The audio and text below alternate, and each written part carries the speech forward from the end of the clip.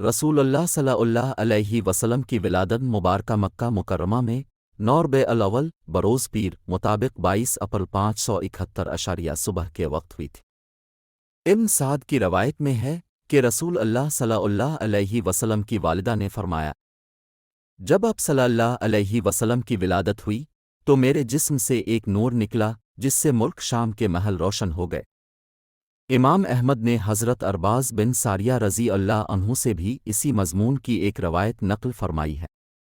بیاقی کی روایت میں ہے کہ ولادت کے وقت بعض واقعات نبوت کے پیش خیمے کے طور پر ظہور پذیر ہوئے، یعنی ایوان کسر کے 14 کنگورے گر گئے، مجوس کا آتش کدا ٹھنڈا ہو گیا، بحیرہ سادہ خشک ہو گیا اور اس کے گرجے منہدم ہو گئے۔ رسول اللہ صلی اللہ علیہ وسلم نے جس بے سر و سامانی میں آنکھ کھولی اور جس ماحول میں تربیت پائی، قرآن کریم کی آیت اس پر شاہد ہے۔ پیدائش سے قبل ہی والد کی شفقت سے محروم ہو جانا اور 6 سال کی کم عمری میں باحالت سفر والدہ محترمہ کا فوت ہو جانا اور پھر 8 سال کی عمر میں شفیق دادا کا بھی انتقال کر جانا، لمحہ با لمحہ اسی طرح دنیاوی آثروں کی جدائی نے ایک نوزائیدہ قلب پر کیا اثرات چھوڑے، ان کا مطالعہ بصیرت افروز ہوگا۔ سینکڑوں یتیم بچے ماں باپ کے سائے سے محرومی کی بنا پر نامکمل تربیت پاتے ہیں اور ہزاروں ماں باپ کے بیجا لاڈ پیار سے ہی خراب ہو جاتے ہیں۔ اچھی تربیت کے لیے ماں باپ کا وجود اس قدر اہم نہیں جس قدر خود بچے کی فطری ذکاوت اور سعادت اہم ہے۔ خارجی ماحول اپنے اثرات ڈالے بغیر نہیں رہ سکتے، لیکن یہ اثرات کیا رنگ پکڑتے ہیں اور ماحول کی کون سی تعبیر قبول کرتے ہیں، اس کا دار و مدار بڑی حد تک بچے کی جبل و فطرت پر ہوتا ہے، اس رہبری پر جو انسانی فطرت کو لمحہ با لمحہ قدرت سے حاصل ہوتی رہتی۔ اتن مبارکہ میں مادی پشت پناہی سے قطع نظر تربیت کی اس رہبری کی طرف بھی اشارہ کیا گیا ہے جو رب کائنات نے اس دارویتیم کے متعلق اپنی ذات خاص سے وابستہ فرمائی۔ ولادت کے بعد اب صلی اللہ علیہ وسلم کی والدہ نے عبد المطلب کے پاس پوتے کی خوشخبری بھجوائی۔ وہ شاداں و فرحاں تشریف لائے اور اب صلی اللہ علیہ وسلم کو خانہ کعبہ میں لے جا کر اللہ تعالیٰ سے دعا کی، اس کا شکر ادا کیا اور آپ کا نام محمد صلی اللہ علیہ وسلم تجویز کیا۔ اب صلی اللہ علیہ وسلم کو اب صلی اللہ علیہ وسلم کی والدہ نے 3 دن تک دودھ پلایا۔ پھر چچا ابو لہب نے اپنی لونڈی صوبیہ کو اب صلی اللہ علیہ وسلم کو دودھ پلانے کے لیے بھیج دیا۔ صوبیہ اب صلی اللہ علیہ وسلم کو کئی مہینے دودھ پلاتی رہی۔ 2 سال قبل اسی صوبیہ نے اب صلی اللہ علیہ وسلم کے چچا حضرت حمزہ رضی اللہ عنہ کو بھی دودھ پلایا۔ عرب کے شہری باشندوں کا دستور تھا کہ وہ اپنے بچوں کو شہری امراض سے دور رکھنے کے لیے دودھ پلانے والی دیہاتی عورتوں کے حوالے کر دیا کرتے تھے تاکہ ان کے جسم طاقتور اور اعصاب مضبوط ہوں اور اپنے گہوارہ ہی سے خالص اور ٹھوس عربی زبان سیکھ لیں۔ اسی دستور کے مطابق عبد المطلب نے دودھ پلانے والی دایا تلاش کی اور نبی کریم صلی اللہ علیہ وسلم کو حضرت حلیمہ سعدیہ رضی اللہ عنہا کے حوالے کیا۔ یہ قبیلہ بنی سعد بن بکر کی ایک خاتون تھیں۔ ان کے شوہر کا نام حارث بن عبدالعز اور کنیت ابو کبشہ تھی اور وہ بھی قبیلہ بنی سعد ہی سے تعلق رکھتے تھے۔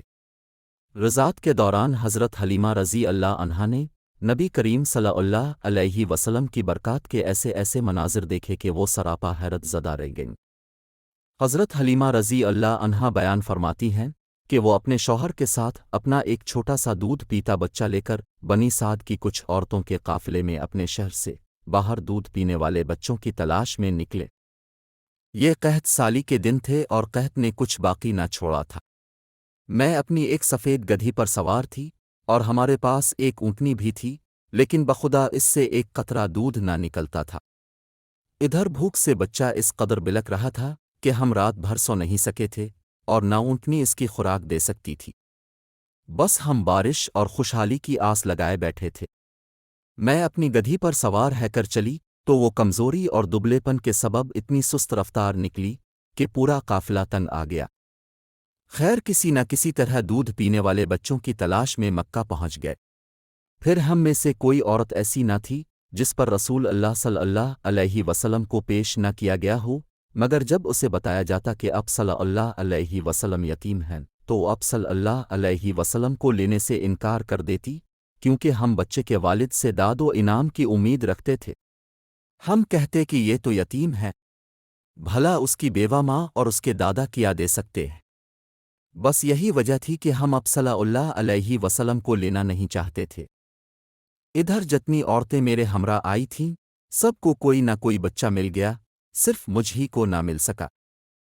جب واپسی کی باری آئی تو میں نے اپنے شوہر سے کہا، اللہ کی قسم، مجھے اچھا نہیں لگتا کہ میری تمام سہیلیاں تو بچے لے لے کر جائیں اور تنہا میں کوئی بچہ لیے بغیر واپس جاؤں۔ میں جا کر اسی یتیم بچے کو لے لیتی ہوں۔ شوہر نے کہا، کوئی حرج نہیں، ممکن ہے اللہ تعالیٰ اسی میں ہمارے لیے برکت دے۔ اس کے بعد میں نے جا کر بچہ لے لیا اور محض اس بنا پر لیا کہ کوئی اور بچہ نہ مل سکا تھا۔ حضرت حلیمہ رضی اللہ عنہا فرماتی ہیں کہ جب میں بچے کو لے کر اپنے ڈیرے پر واپس آئی اور اسے اپنی اغوش میں رکھا تو اس نے جس قدر چاہا دودھ پیا، اور اس کے ساتھ اس کے دودھ شریک بھائی نے بھی شکم سیر ہو کر دودھ پیا۔ پھر دونوں سو گئے، حالانکہ اس سے پہلے ہم اپنے بچے کے ساتھ سو نہیں سکتے تھے۔ ادھر میرے شوہر اونٹنی دوہنے گئے تو دیکھا کہ اس کے تھن دودھ سے لبریز ہے۔ انہوں نے اتنا دودھ دوہا کہ ہم دونوں نے نہایت آسودہ ہو کر پیا اور بڑے آرام سے رات گزاری۔ صبح ہوئی تو میرے شوہر نے کہا، حلیمہ رضی اللہ عنہا، اللہ کی قسم، تم نے ایک بابرکت روح حاصل کی ہے۔ میں نے کہا، مجھے بھی یہی توقع ہے۔ حضرت حلیمہ سعدیہ آپ کی رضائی ماں تھی۔